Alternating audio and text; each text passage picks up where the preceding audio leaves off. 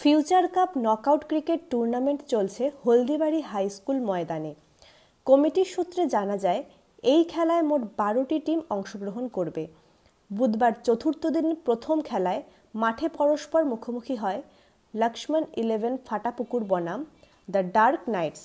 টসে জিতে লক্ষ্মণ 11 ফাটাপুকুর ফিল্ডিং করার সিদ্ধান্ত নেন। দ্য ডার্ক নাইটস ব্যাট করতে নেমে 11 ওভারে 5 বল 10 উইকেট হারিয়ে 148 রান করে।